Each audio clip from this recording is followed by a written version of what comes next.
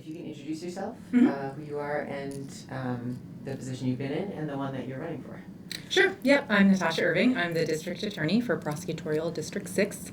That's Saginaw, Lincoln, Knox, and Waldo counties. I've been the district attorney for 2 terms, 8 years, elected first in 2018, and I'm running for a 3rd term. Part of the platform that you ran on in the beginning was restorative justice. Mm-hmm. I can see how it would be pretty hard to sort of implement that within our system. Mm-hmm. How has that gone for you? Is it still something you want to work on in your next term? And what would be helpful either from organizations or from the community to help you integrate that into your prosecution, if that's still a goal? It is definitely still a goal. It was a goal from the beginning. It's been a goal throughout. We've had ups and downs. When I first took office, there's an appetite here. There still is with victims, but with the community generally, to have options other than your traditional criminal justice system options. And in a lot of ways, restorative justice can be a process that adds a lot to what we're doing. Folks often think it's a way for defendants to get out of accountability. But if you've seen or experienced a restorative process in any fashion, but in a criminal matter, it's often a lot harder for someone to take responsibility and look someone they've harmed in the eye and hear about how they've harmed them than it is to maybe spend a couple of days in jail. Now, obviously, there's a continuum. There's harms, for a person might want to avoid jail for many reasons. But restorative process also doesn't necessarily preclude jail. So there's been misconceptions with some folks in the community about what restorative process means. When I first took office and I wanted to do this, we had Restorative Justice Project was doing a lot of work in the district. They do a lot of work with our juvenile, under 18 folks who've been charged with juvenile offenses. And we really wanted to be able to expand with adults. It's a process it's really benefits victims, and there are a lot of victims that are asking for these types of processes.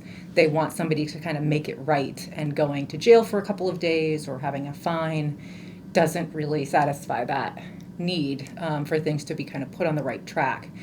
Initially, Restorative Justice Project got a pretty big grant to be able to expand adult work, and we were really excited to do a lot of work together, and then COVID hit. And we still did do that work, but it did make it, made it more challenging in a lot of ways. I mean, for one thing, the work we were doing was a little different. So a lot of lower level crimes, we were declining to charge, and we were trying to move things through the system quickly, because we didn't want to create a huge backlog because, for a lot of reasons. Obviously, we didn't want to bring people into a court system and be in person and jeopardize their health or the health of everybody here for things that weren't really essential. So that was difficult. If you kind of fast forward to today, the biggest challenges, or some of the bigger challenges that we have, is that there just isn't enough funding at the moment. There really should.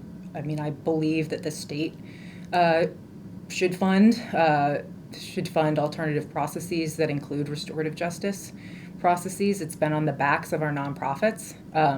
It's often you're asking members of the community to volunteer in a system where everybody else is getting paid. So I think it needs to kind of be baked into the system, and part of that is to pay for the service. There's also been backlash in the last few years. When I first ran, it was during this, it was kind of the beginning of period of this kind of reform prosecutor movement that's really kind of taken a hold of the whole country. There's now about 20% of the country is represented by a reform prosecutor, one way or another. And it's become a target. Restorative processes has been something a lot of other progressive or reform-minded district attorneys or prosecutors have been wanting to incorporate, and that's made it a target for folks, often just as a political punching bag. And we saw it recently in Rockland. One of our budget committee members for Knox County was target me. They were targeting Restorative Justice Project, who has gotten funding through the county for a number of years. That's been a challenge, often because when people are coming to us as victims of crimes, and now potentially we can have this process that's really helpful if what they've heard about it is really negative and is misinformation, it makes it less likely that they could partake in something that could really be helpful for them.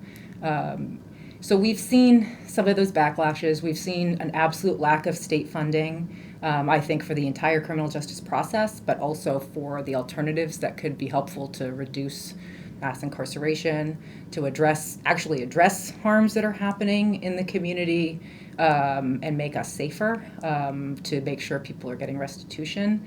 So I think on top of it, within the system itself, within my office, you have to kind of retrain some prosecutors and victim advocates as to the utility of these processes, and to try to keep an open mind. And we have victim advocates that have been involved in restorative processes. Or, for instance, there was a vehicular manslaughter in Knox County probably 15 or 20 years ago, a while ago, where restorative process was used. And it was, I wasn't there, I wasn't involved with it, but one of our victim advocates has talked to me about just how powerful of an experience that was. And that was able, that firsthand experience was, able to kind of orient her to understand how helpful this can be. And I think if there were potentially more training opportunities, and this was kind of baked into what the work of our office could be through some funding, and regular opportunity to engage in restorative process, I think that would be really helpful. So I haven't gotten as far as I would like, but we've made inroads.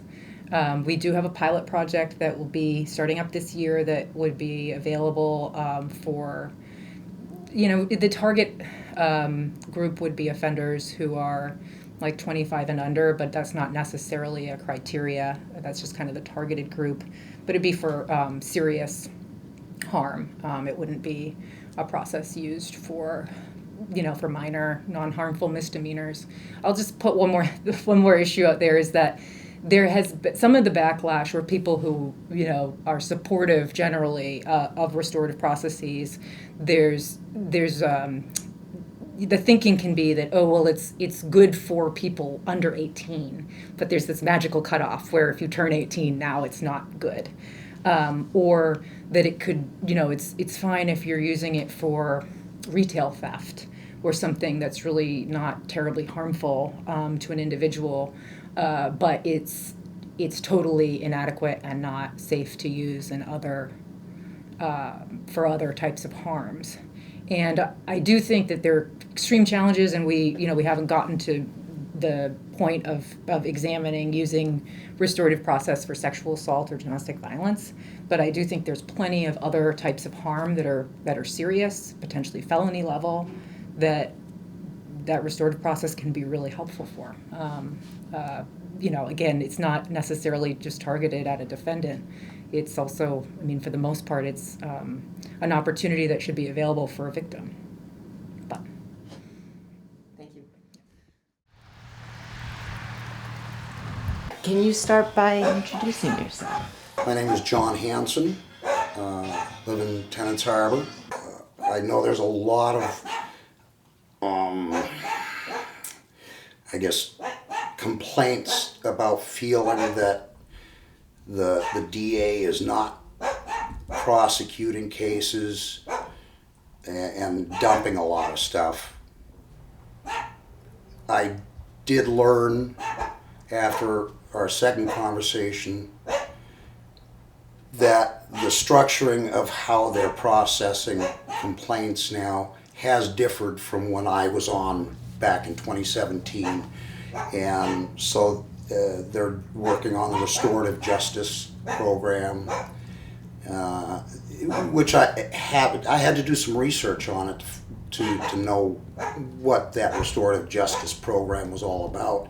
And I get it. And I think it's a good idea so that you're not labeling someone for a first-time offense that sticks with them for the rest of their life.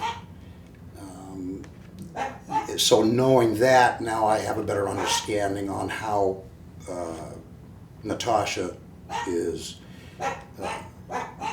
going through the phase of having whether it's a year, a 2-year deferred sentence, and if they behave themselves, they work out the kinks of whatever it was that they had to do, that they're not labeled. And from that aspect, I thoroughly get that. So and I think to deep dive into it more is to have a good conversation with Natasha, which I did. I had 2 really good conversations with her so far. And I think what she's doing is right. I just don't think it's coming across to the public in the right manner.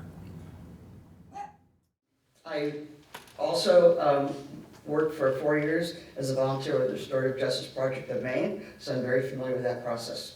I think it's very important, but the cases have to be the appropriate ones for it, and it's also a time-consuming process because you interview the people involved. You have a circle where you talk, where everyone has a chance to communicate with each other, which is the important part. The harmed party and the harmer are talking to each other about why this happened and why it wouldn't happen again, and then the community is also involved.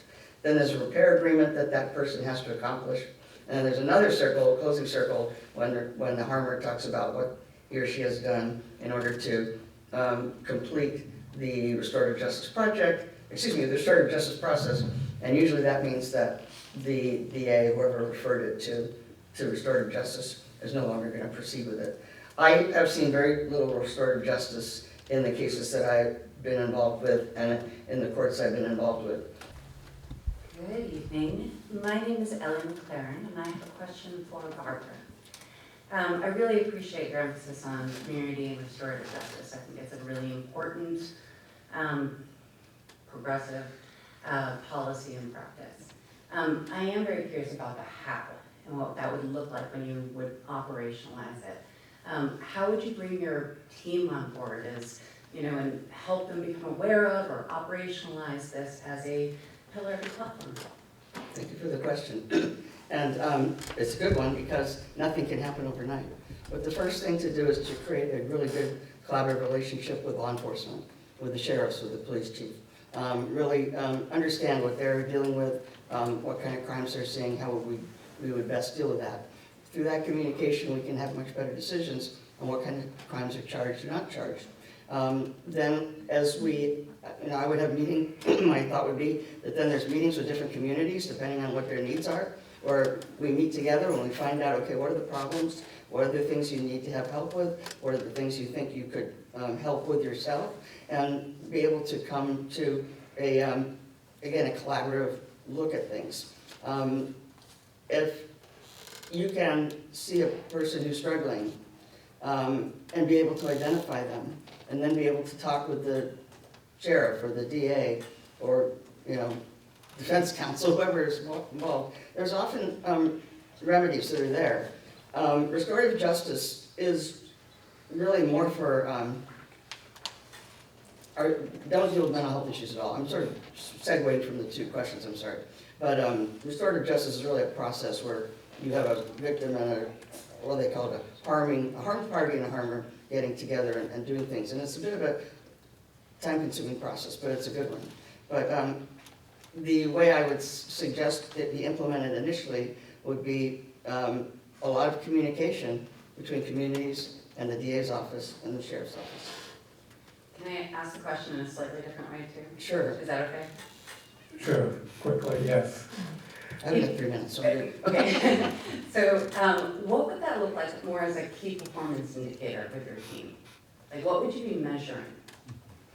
Well, the team, for one thing, is what is the team? It's not just the DA's office and the employees of the DA's office, but rather the entire makeup of what constitutes this community support. So it's law enforcement all the way down to community members. So how we would measure success, it's hard to know. Probably based upon success with recidivism, that's a big thing. Success with community comfort in what they have been observing in terms of what's bothering them about what kind of crimes are being committed in their community. It's, I mean, it's again thing, I'm not a statistician, I wish I were in some ways, but it's the kind of thing where we might be able to find someone who could actually do some objective reporting and verification about what's happening. Thank you, Natasha. So when I ran in 2018, and for the last 8 years, I'm passionate about restorative justice. I've personally been on the restorative justice steering team at the Maine State Prison, where the folks that were our residents there still are looking at, have been working on implementing restorative practices within the prison, and also having avenues for cases that come to us from the prison, assaults typically that occur either between residents who live there or corrections officers, and having an opportunity in those cases to be able to potentially address them with a restorative process. We have a program going on at RSU 13, and this I'm not in any way taking credit for this, but my juvenile prosecutor Lindsay worked with RSU 13. They got a grant to implement a program here in Rockland, right? I think everybody probably remembers that we were having some issues with young folks committing crimes over and over and over again. The legislature has changed laws around kids and bail, and so there aren't mechanisms to hold kids, for instance, if they commit numerous bail violations, unless they commit some specific serious felony crimes.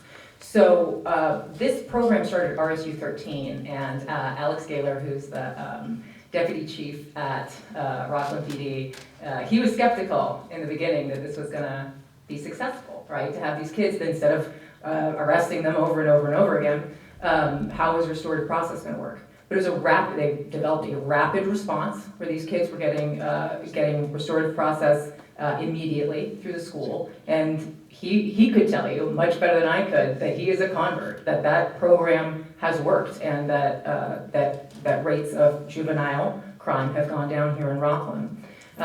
When I look at key performance indicators, which I'm not sure I really understand what that means, but I'll tell you, and I should have said this in my opening, and I'm going to say it now. The team, I'm the leader, right? I am the district attorney. We have 2,239 cases, I think, as of April, active cases right now. And it is the team that does the vast majority of the work. That's 22 county employees who do administrative work, from legal secretaries and receptionists to victim witness advocates who do incredible, difficult work working with victims. Office managers, prosecutorial investigators, to our attorneys. We have 8 attorneys, 2 prosecutors for each county, and 1 juvenile prosecutor.